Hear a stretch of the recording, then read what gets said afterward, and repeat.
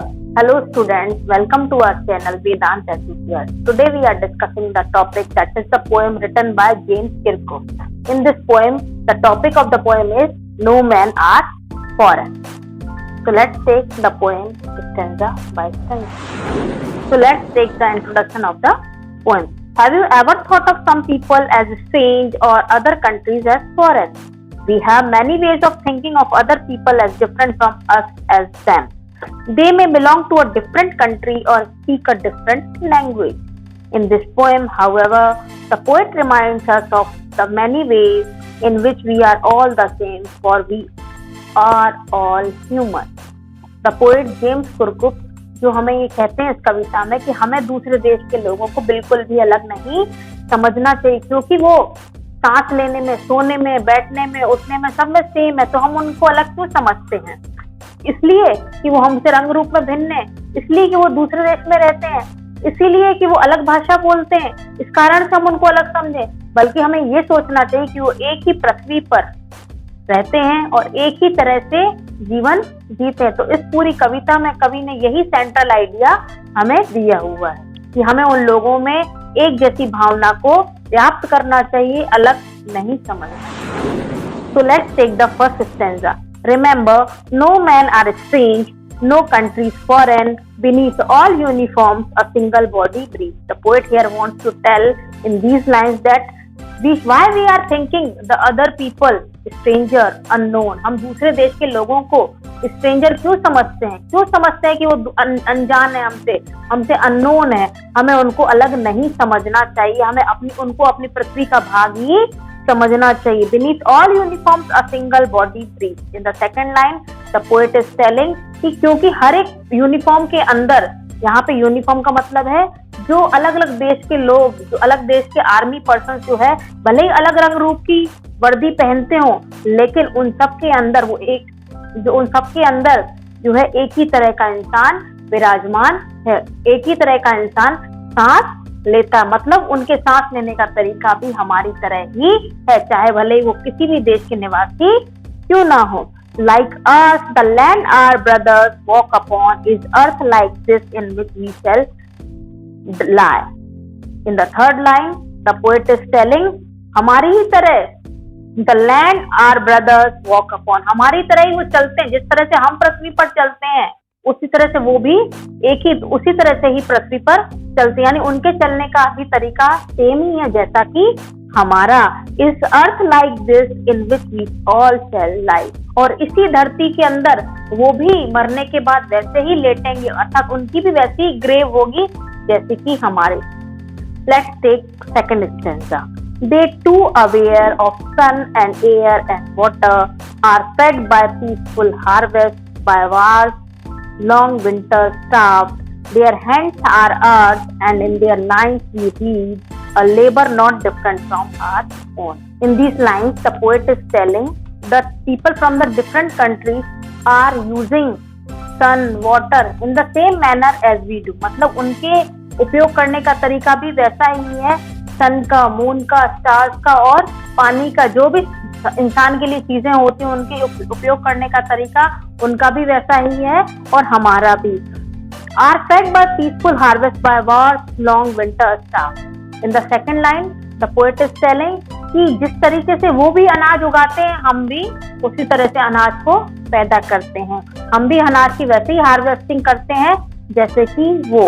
उनको भी खाने के लिए फसलों को हार्वेस्ट करना ही होता है और हमें भी करना होता है, लेकिन ये सब तो टाइम पीस के टाइम का होता है, लेकिन जब वार के समय, जब युद्ध होता है, उस दौरान जो होता है क्या करते हैं वो, उनको भी विंटर के सीजन में रात को वैसे ही भूखा रहना पड़ता है जैसे कि हमें, अर्थात युद्ध के समय बहुत सारी हानि होती है, बहुत सारी प्रॉब्लम्स आती हैं, उनकी फसलें वैसी नहीं उग पाती हैं, वैसे हार्वेस्ट नहीं हो पाती हैं, तो उनको भी वैसे ही प्रॉब्लम करता, कई बार भूखा सोना पड़ता है। सर्दियों में जब रातें बहुत लंबी होती हैं तो उन्हें भी वैसा ही सोना पड़ता है जैसे कि हमें। Their hands are ours and in their lines we read a labor not different from our own. उनका भी मेहनत सेम ही होती है। अगर हम देखें, भगवान ने उनके हाथों में भी लाइंस दी हैं, तो उनकी लाइनों को अगर हम पढ़ें, उनकी लाइंस को अगर हम पढ़ें तो उनकी हाथों की रेखाएं भी उसी तरह की मेहनत को बताती हैं जैसे हमारे हाथ की रेखाएं हमें बताती हैं कि हम भी मेहनत करते तो वो भी उसी तरह से ही मेहनत करते, अर्थात the poet is telling that they are not different from any way with ours. हमसे किसी भी तरह से वो अलग नहीं है, डिफरेंट नहीं है, हमें उनको डिफरेंट समझना ही नहीं चाहिए। In the third stanza, the poet is telling, remember they have eyes like ours that wake or sleep, and strength that can be won by love. In every land is common life that all can recognize and understand. In the third stanza, as we know, the poet here insisting again on the oneness, on the idea of the oneness of the all the people. सभी लोगों को एक ही समझने के लिए हमें insist करता है। वो कहता है याद रखें, दे हैव आईज लाइक आस, उनकी भी आंखें हम जैसी ही हैं। भगवान ने उन्हें भी हमें हम जैसी ही आंखें दी हैं। दैट वेक और स्लीप, जो जागती हैं और सोती हैं। That blink like ours, that wake and sleep, and strength that can be won by love, and they have also the strength like ours, उनमें भी वैसी ही स्ट्रेंथ है, मजबूती है। उन लोगों में भी, दूसरे देश के लोगों में भी वैसी ही मजबूती है जैसे कि हम में। और हमें उनकी स्ट्रेंथ को युद्ध करके वन नहीं करना है, हमें उनकी स्ट्रेंथ को लव के द्वारा, प्यार के द्वारा वन करना है। हमें उनकी जो मजबूती को है प्यार के द्वारा जीतना है, ना ही उनसे हमें युद्ध करके जीतना है।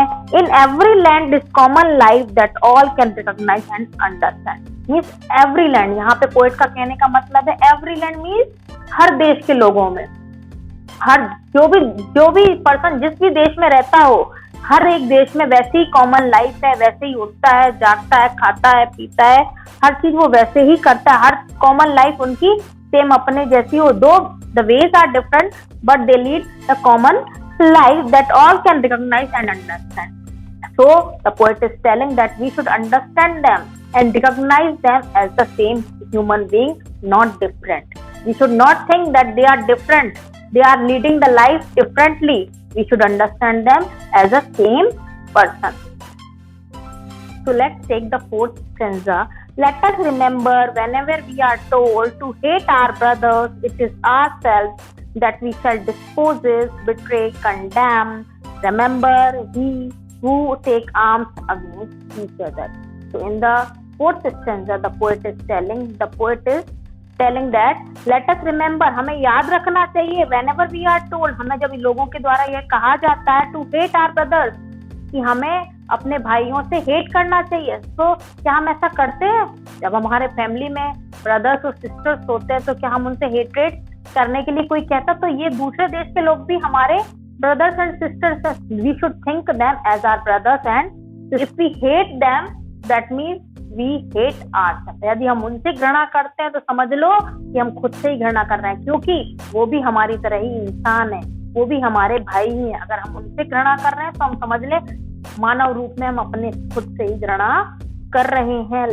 In the third line of the fourth stanza, the poet is telling that we shall dispose, betray, condemn. यहाँ पे पोएट ये कहना चाहता है कि हमें, अगर हम उनसे नफरत करते हैं तो समझ लें कि हम खुद से ही वंचित हो जाते हैं। यानी हम इंसान के रूप में खुद से, क्योंकि हम खुद भी इंसान है और इंसान से इंसान वंचित हो रहा है, दूर हो रहा है, हम अपने भाई बहनों से दूर हो रहे हैं। बिट्रे, हम खुद को ही धोखा दे रहे हैं। यानी अगर हम ऐसा करेंगे तो वो सामने वाला भी वैसा ही सोचेगा, यानी वो भी अगर हमसे घृणा करता है तो वो हमसे भी वंचित रह जाएगा और हम उनसे, वो हमें धोखा देगा और हम उनको, यानी हम एक दूसरे को ही धोखा दे रहे हैं। कंडेम, हम एक दूसरे की बुराई कर रहे हैं, यानी हमें एक दूसरे की हेट्रेड क्रिएट नहीं। In the fourth line of the fourth stanza, the poet is telling, remember we who take arms against each other. If we hate them that means, and if we are taking the arms against each, यदि हम एक दूसरे के प्रति अस्त्र शस्त्र उठा रहे हैं, हम एक दूसरे को मारने की कोशिश कर रहे हैं, युद्ध में जा रहे हैं, तो समझ लें हम खुद को ही धोखा दे रहे हैं। हम एक दूसरे के प्रति घृणा पा रहे हैं, यानी हम अपने भाई बहनों को ही धोखा दे रहे हैं, क्योंकि वो हमसे कहीं अलग नहीं है, वो भी एक मानव का रूप ही है। In this stanza the poet is telling that we should not take the arms, हमें आर्म्स को नहीं लेना चाहिए, हमें अस्त्र शस्त्र को नहीं उठाना चाहिए दूसरे देश से युद्ध करने के लिए। अगर हम ऐसा कर रहे हैं, if we are doing such things that means we are polluting our own earth. हम अपनी खुद की धरती को ही पॉल्यूट कर रहे हैं। यदि हम दूसरे देश के लोगों के लिए अस्त्र शस्त्र उठा रहे हैं तो हम अपनी खुद की धरती को ही पॉल्यूट कर, क्योंकि धरती तो सभी की है, किसी एक पर्सन की नहीं है। और यदि हम आग के गोलों को उठा रहे हैं, हम तरह तरह के आर्म्स को उठा रहे हैं, तो हम अपनी धरती को ही पॉल्यूट कर रहे हैं। हम इससे खुद ही जिम्मेदार होंगे। Of air that is everywhere our own, क्योंकि हवा तो हर जगह हमारी ही है, जहाँ बह रही, चाहे वो इंडिया में बह रही है, चाहे पाकिस्तान में, चाहे श्रीलंका में, हर जगह हवा ईश्वर ने हमें सबको सेम ही दी है। तो हम दूसरे लोगों को अलग क्यों समझ रहे हैं?